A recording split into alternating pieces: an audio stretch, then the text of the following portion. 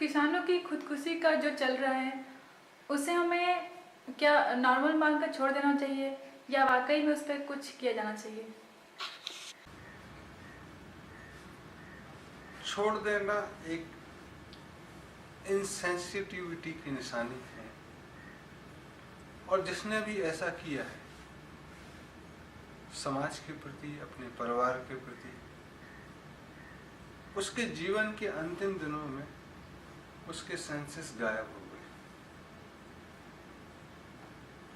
आज एक चीज में तुम इनसेंसिटिव हो जाओ, कल दूसरी चीज में हो जाओ, परसों तीसरी चीज में, तो शरीर ही कई सेंसेस को रिस्पॉन्ड करना बंद कर देता है।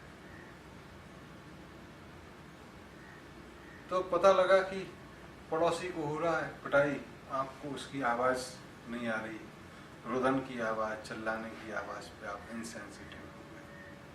कल के दिन आपके घर में बच्चा रोएगा, आपको सेंसिटिविटी आएगी ही नहीं। गर्मी आ गई है, आग लग गई है, आप इनसेंसिटिव हो गए अपने घर में। तो जो गर्मी से आपकी सेंसिटिविटी थी, संवेदना थी, वो गायब हो गई। तो ऐसे जितने लोग भी, चाहे वो किसी भी पद पे रहे, चाहे उन्हें भारत रत्न भी मिला, जिन्होंने लाशों पर राजनीति करी, उनका जीवन धीरे धीरे असंवेदन होता गया, और वो शायद उस लेवल पर पहुंच गए कि जब उन्हें यही पता नहीं है कि कौन क्या। मेडिकल साइंस इस पे कुछ अलग हो सकता है, वो बोलेगी कि दिल का ये हो गया, दिमाग का ये हो गया, तमाम चीजें बोल सकती है। और साइकोडायनामिक्स में जाएं तो जैसा हम वो बोल रहे हैं वैसा भी लोग कहेंगे हाँ ऐसा होता है। तो इनसेंसिटिविटी, उसको छोड़ देना तो आपके लिए ठीक नहीं है, मेरे लिए ठीक नहीं है, और समाज के लिए ठीक नहीं है।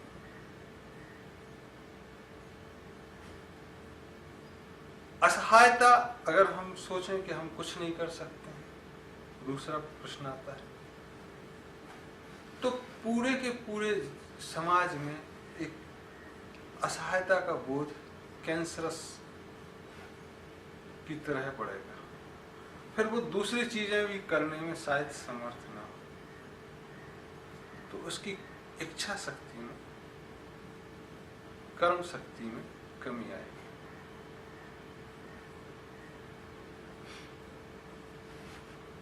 हेल्पलेसनेस नहीं कर सकते, इनसेंसिटिविटी ठीक नहीं। तीसरी चीज है होपलेसनेस, कि इस सिस्टम में कुछ नहीं होता, ये चीजें ऐसी है। तब दिल की समस्याएं बढ़ेंगी। जिनको आशा ही नहीं है वो आगे कर्म क्या करेंगे। तो तुम देखोगे कि बहुत सारा तबका जो निर्णय लेने की स्थिति में है, अपनी पढ़ाई के कारण, अपने चातुर्य के कारण, और उस स्थिति में पहुंचा जहां वह निर्णय ले सकता है, चाहे वह जजेस हों, चाहे सेक्रेटरीज हों, चाहे मिनिस्टर्स हों। इस स्थिति में पहुंच के, और ये परेशानी चल रही है, तो तुम देखोगे कि उस परिस्थिति में पहुंचे हुए लोगों में हार्ट की प्रॉब्लम कितनी है, असंवेदन कितने लोग होते हैं बुजुर्गी में, कईयों की याददाश्त गायब हो जाती है, कई पार्किंसन डिसीज के, कुछ अल्जाइमर डिसीज के, ऐसी बीमारियां उस लेवल पे ज्यादा बढ़ती हैं। क्योंकि आप जिंदगी में जब निर्णय ले सकते थे, जब कुछ कर सकते थे, तब या तो आपने असहायता का बोझ अपने सिर पे ले लिया, या आपकी आशाएं टूट गई, आप अकर्मण्य होते गए, या आप असंवेदन होते गए। तो तीनों चीजें आप उस तबके में ज्यादा देखेंगे बजाय फार्मर्स के जो सुसाइड करते हैं। ये भी सुसाइड से कम नहीं है।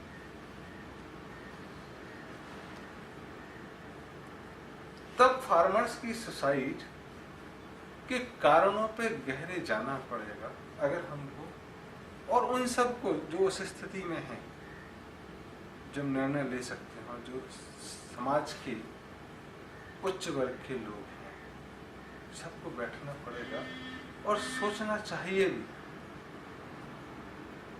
कि ऐसा क्या कारण है कि ऐसी चीजें। लेकिन पता नहीं किस दौड़ में दौड़ रहे हैं कि अपने बारे में भी चिंता नहीं। फार्मर्स की चिंता तो दूसरा बात है कि हमको बीमारियां बढ़ रही हैं, इसके कारण क्या है।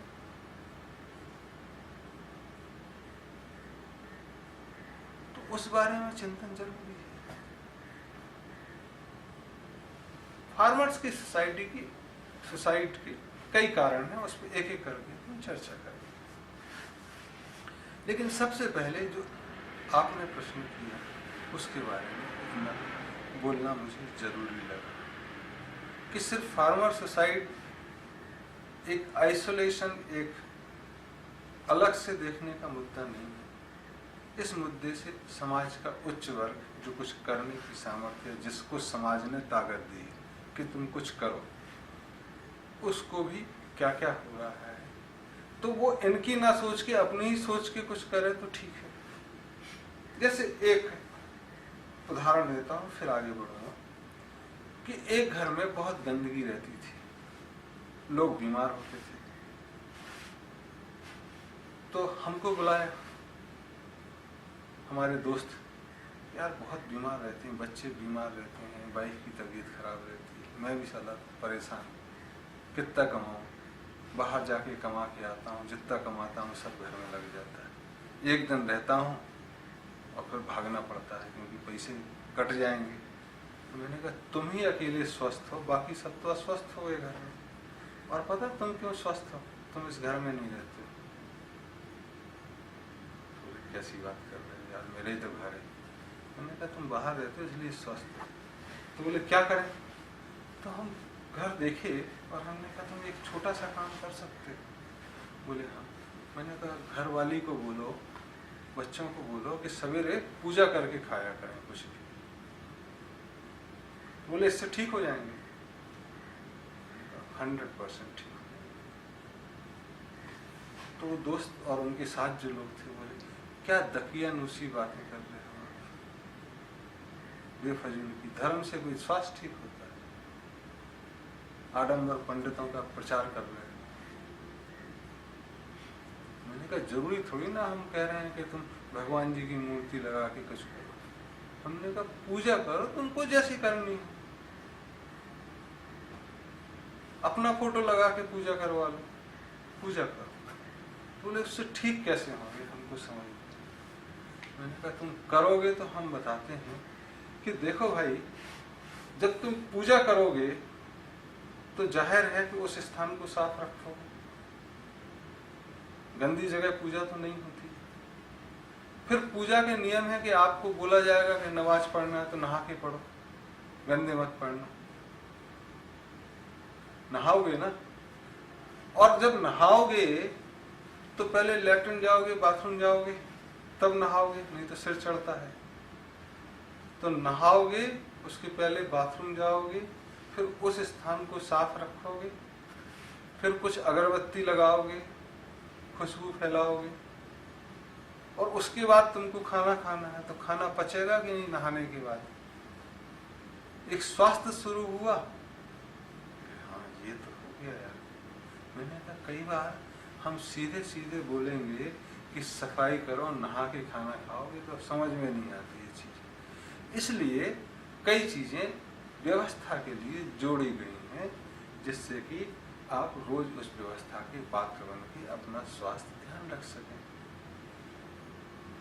तो सवेरे उठें, नहाएं, पूजा करें, नमाज पढ़ें। मेरे ख्याल से सवेरे सबके यहाँ ऐसा ही है कि भाई नहा के पूजा करना है।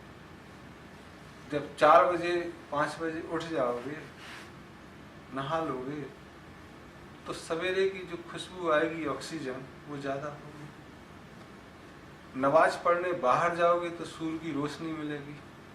हिंदुओं में कहा गया है कि सूरज को जल चढ़ाओ, तो कुछ एक जल तो तुम निकाल के पेड़ पौधों को दोगे, और सूरज के सामने जाओगे तो विटामिन डी की कमी पूरी होगी, शरीर में थोड़ा एनर्जी आएगी। तो ये एक विधाएं हैं। तो जब हम कहते हैं कि आप उस प्रोसेस को छोड़ दिया, इसलिए insensitive, heart patient, bypass surgery, cancerous, और इस तरफ किसानों में सुसाइड, हेल्पलेसनेस, ये चीज़ें बड़ी, ये डायरेक्ट लिंकिंग है चीज़ों की, थोड़ा सा भी सोचने से पता लगेगा। अब बात आते हैं कि किसानों के लिए कुछ करना चाहिए या नहीं। तो पहले तो बता दिया कि करना क्यों जरूरी है। अब क्या करना चाहिए इसके बारे में थोड़ी थोड़ी चर्चा करते हैं। तो मुझे ध्यान पड़ता है कि 2006 की बात है, एक वरिष्ठ नेता देश के आंध्र प्रदेश के कुछ किसानों के जिन्होंने सुसाइड की थी, उनके परिवार के कुछ लोगों को लेके तत्कालीन प्रधानमंत्री के यहाँ गए। उसमें मुझे भी वो ले गए और बहुत सारी बातें इन वरिष्ठ नेता ने की। तो तत्कालीन प्रधानमंत्री ने ये कहा कि देखो, आप जो कह रहे हो उससे हम पूरी तरह सहमत हैं, और हम भी चिंतित हैं कि इसका समाधान क्या निकलेगा। तो आपसे आग्रह है कि हम पे बोझ और न डालते हुए समाधान के बारे में बताओ क्या है।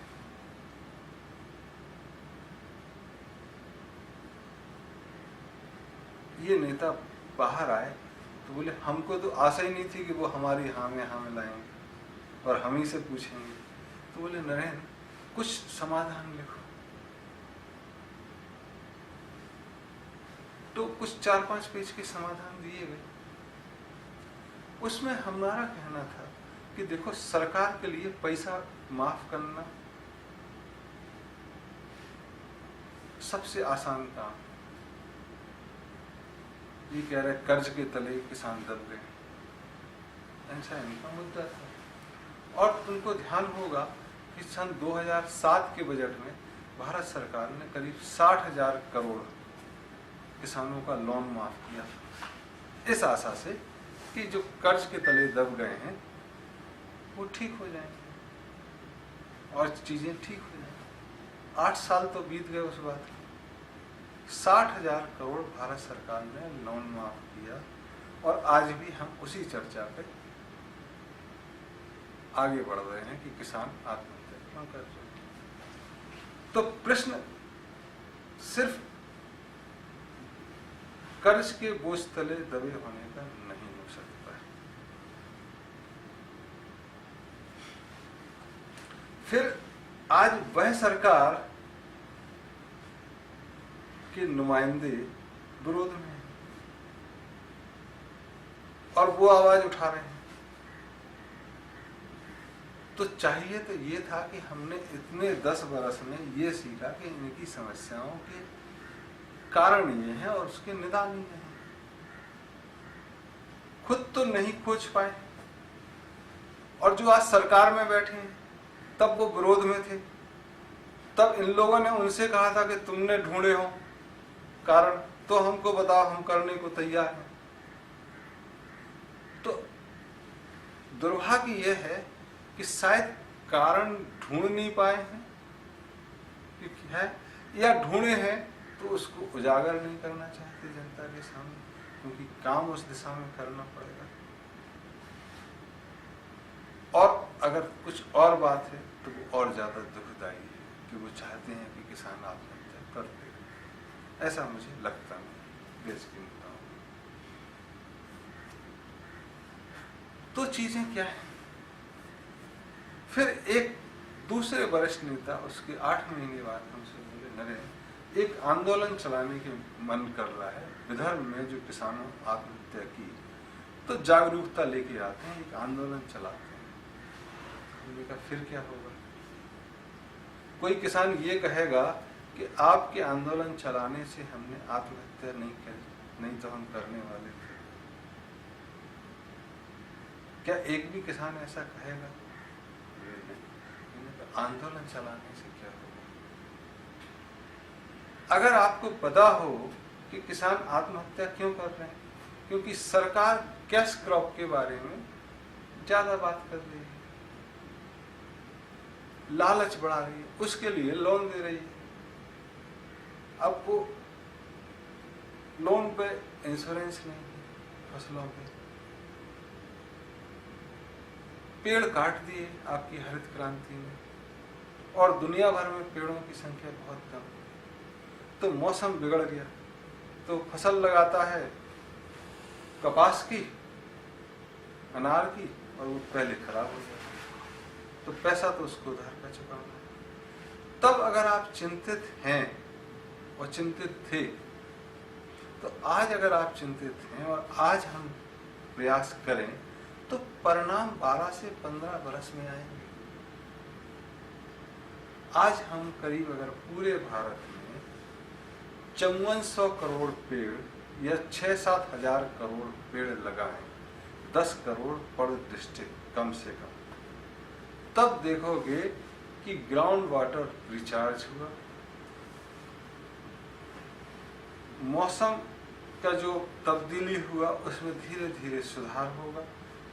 तो आज पेड़ लगाएंगे तो 12 से 15 वर्ष में आएंगे, तब जाके चीजें ठीक होंगी। तब अल्टरनेटिव भी होगा कि अनार नहीं लगे, अंगूर नहीं लगे, तो भाई आम लग जाएंगे, बेल लग जाएगा।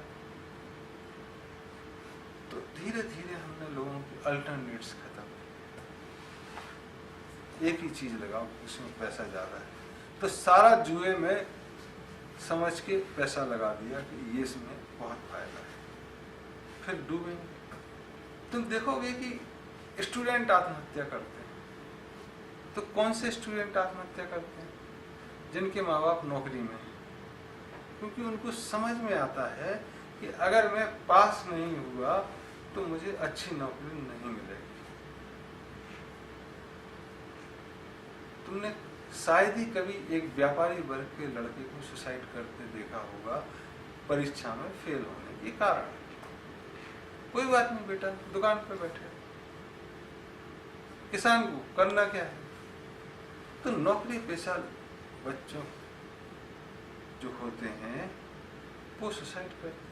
तो किसानों का भी सुसाइड का एक कारण है कि अल्टरनेटिव सोर्स ऑफ इनकम खत्म हो गया, एक ही चीज पूरा पैसा लगा दिया। तो वो अगर फसल बैठी तो कर्ज कैसे देंगे? सरकार ने कर्ज देना बढ़ा दिया, तो अपनी सामर्थ्य से ज्यादा खर्च करने लगे। सरकार चूंकि खुद भी विदेशों से कर्ज लेती है, इसलिए उसको समझ में नहीं आता है कि ये देश जो आत्मनिर्भर होने की बात करता था और उतना ही खर्च करने के लिए कहता था जितनी चादर है, आज तब खुश होता है जब वर्ल्ड बैंक से लोन मिलता है। तो जैसा ऊंचे ओहदे वाले करेंगे, नीचे वाले भी खुश होंगे जब कर्ज मिलेगा बैंक से, और ऊपर वाले टॉप अप कराते हैं। मान लो 50 करोड़ रुपए चुका दिए तो फिर ले लें, तो नीचे वाले भी कहते हैं फिर ले लेते, एक आदत हो गई। फिर जो माफ करने का चलन चला, तो बिचौलियों को लगा कि 5-6 साल में तो माफ हो ही जाना है, तो कर्ज लो भाई। बैंकों की बाउंसर्स और गुंडों को हायर करना शुरू किया कि हम अपना पैसा वसूलें। बैंकों में प्रॉफिट बढ़ा तो प्राइवेट बैंक्स में होता है और बाउंसर आए, तो माफ तो तुम 7-8 साल में करोगे, 60,000 करोड़, तब तक वो इनको दुखी करते हैं। तो इट्स नॉट कि विदर्भ में आत्महत्याएं हो रही हैं, ये आत्महत्याएं सिंगरौली में भी हो रही, ये कर्नाटक में भी हो रही हैं, ये पंजाब में भी हो रही हैं। और आज के दिन अगर आप कहें कि दिल्ली में आम सभा में ग्लेरिंग ब्रॉड डे लाइट में एक मीडिया की तरह सामने स्टेज शो हो रहा है, ये बहुत संक्रामक है। इसमें जरूरी नहीं है सिर्फ भारत तक रुक जाए, ये पूरे यूरोप को छोड़ भी दें तो एशिया को तो अपने जकड़ में ले ही ले। इसलिए एक बहुत बड़े चिंतन की और बहुत बड़े कार्य की जरूरत है कि हम चाहिए आखिर क्या है। हम अगर ग्लोबल सिनेरियो देखें तो क्लाइमेट चेंज के उपाय क्या है? वो कहेंगे पेड़ लगाओ, पेड़ आप काट रहे हो। ग्लोबल क्लाइमेट चेंज के परिणाम क्या है? ईंधन बहुत ज्यादा जला रहे हो, पेट्रोलियम प्रोडक्ट और कोल प्रोडक्शन और उसका कंजम्पशन बहुत ज्यादा बढ़ रहा है। आप कर क्या रहे हो? पावर प्लांट बहुत ज्यादा बढ़ाए जा रहे हैं, पावर कंजम्पशन बढ़ाते जा रहे हो, व्हीकल कंजम्पशन बढ़ाते जा रहे हो। फिर आप कहते हो कि चीजें कम हो गई, रिसोर्सेस कम हो गए, लेकिन कर क्या रहे हो? आप कंज्यूमरिज्म को बढ़ाए जा रहे हो। फिर कहते हो कि रोजगार कम हो गए हैं, लेकिन आप कर क्या रहे हो? मैकेनाइजेशन बढ़ाए जा रहे हो, रोजगार और कम हो। तो कार्यक्रम विपरीत है। सूखा आ रहा है, बाढ़ आ रही है, पहाड़ों के पेड़ काट दिए आपने, तो खनन हो गया। और आप कर क्या रहे हो कि भाई जो बालू और रेत जो है नदी में आती है वो माफिया ना उठाए। फिर आपका बाढ़ आ रही है, खेत नीचे धंस गए हैं, लेकिन आप ईंटें अभी भी मिट्टी की बना रहे हो। तो जो एक्शन है पूरे के पूरे विपरीत दिशा में जा रहे हैं। आप दिल्ली में चिल्लाते हो कि पावर क्राइसिस है, एसी पे आप कंसेशन देते हो, कूलर आप प्रमोट नहीं करते हो। तो कैसे चीजें हो? कम से कम एक लाइन ऑफ एक्शन तो डिसाइड करना हो। लेकिन सबको क्विक फिक्स चाहिए। मीडिया भी 3 दिन बात करेगी, चौथे दिन एक नया इश्यू आएगा, आप उस पर चर्चा करोगे। जबकि एक को पूरा कर लो तो शायद दूसरा भी ना हो। भूकंप आ रहे हैं, खनन बहुत बढ़ गया है, प्रदूषण हो गया है, लेकिन भूकंप बोले 10 किलोमीटर पे है, हम तो 3 ही किलोमीटर खोदे थे। और कोई अभी तक स्टडी नहीं हुई है कि खनन से भूकंप आता है, तो आप जारी रखेंगे। इतना मेजर चेंजेस करेंगे और आप सोचोगे कि जमीन पे असर नहीं पड़ेगा, जबकि ये सब जानते हैं कि सॉलिड में वाइब्रेशन ज्यादा दूर तक जाते हैं बजाय लिक्विड के और गैसेस के। इसीलिए रेल की पटरी में आपको 50 किलोमीटर दूर से पता लग जाएगा कि ट्रेन आ रही है।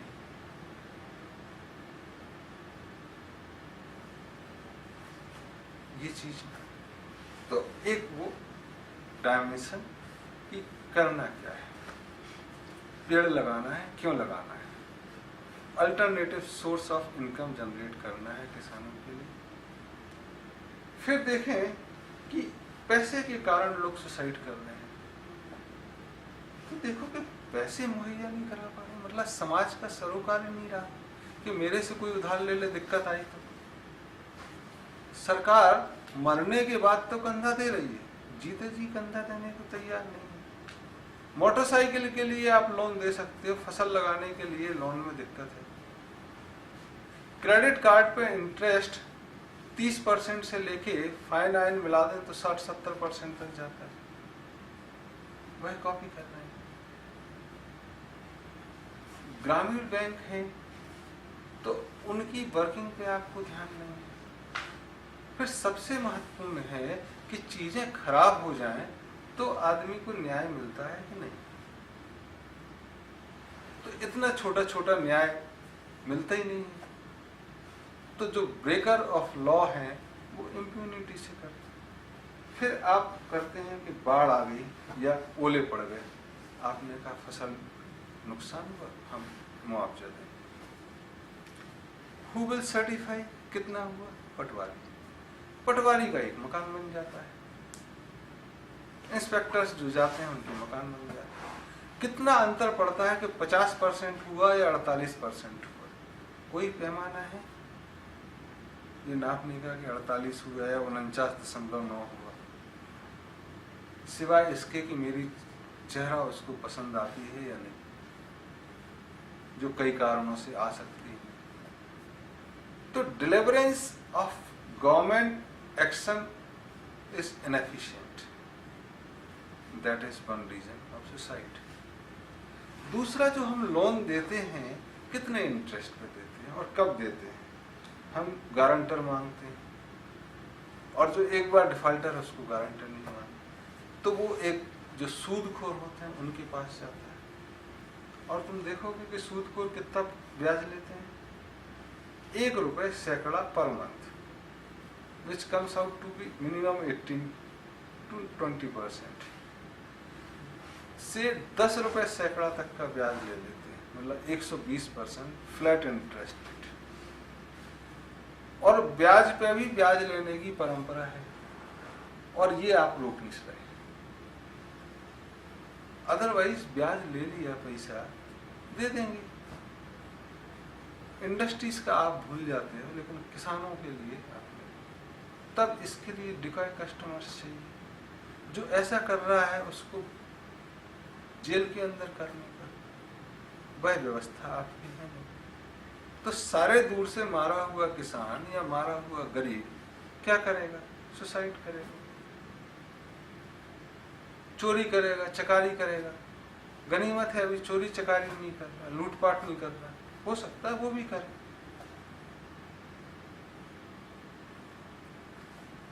फिर कुछ गलतियां किसानों की भी हैं कि इस दशा तक वो पहुंचे क्यों।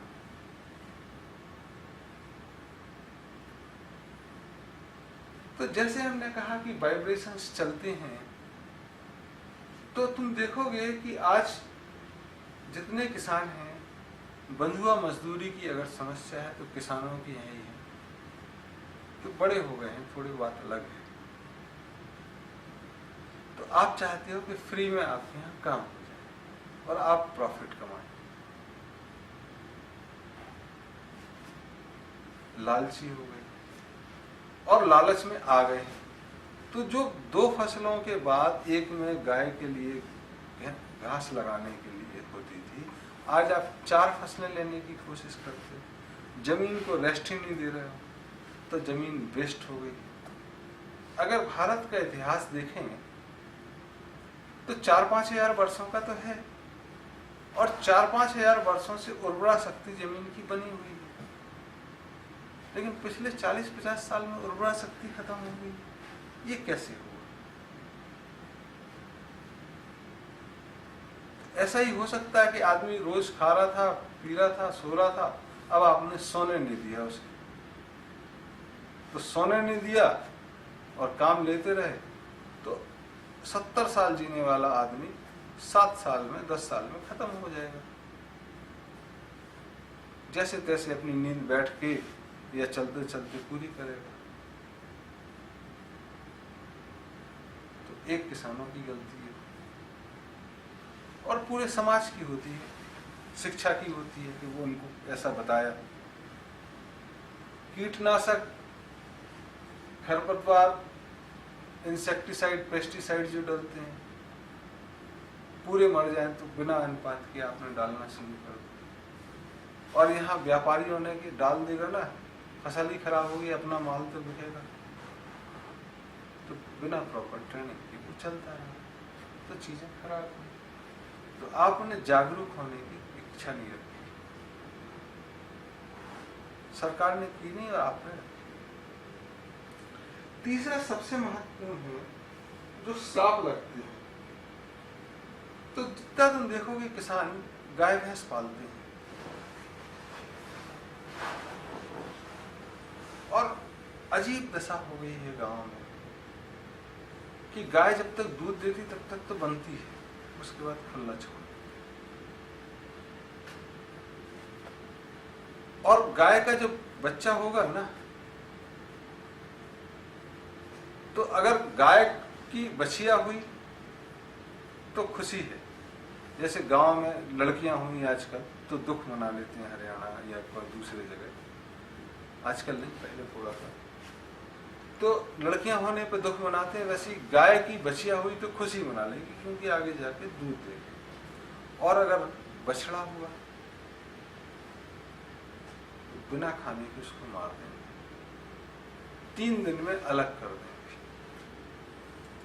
तो आप जघन्य अपराध कर रहे हैं।